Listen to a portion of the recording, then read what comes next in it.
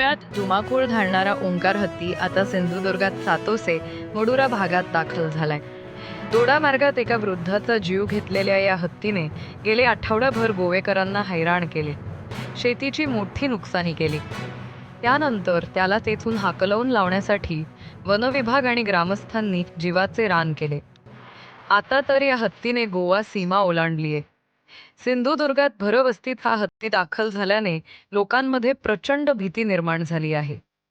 एकीकडे वनतारात या हत्तीला पाठवण्याच्या घोषणा होत आहे, तर दुसरीकडे गोवा सरकार हत्तीला पकडून नैसर्गिक अधिवासात गडचिरोलीत सोडणार असल्याचे सांगत आहे.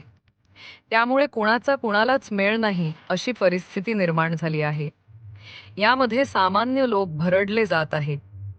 आता तरी या हत्तीला पकडून त्याला नैसर्गिक अधिवासात सोडणार का, असा सवाल ग्रामस्थ करीत आहेत. ओंकार हत्तीला फटाके आणि हुसकावून लावत असल्यामुळे तो अधिक आक्रमक होण्याची शक्यता आहे. त्यामुळे एखादी अघटित घटना घडण्यापूर्वी हत्तीला पकडणे आवश्यक आहे.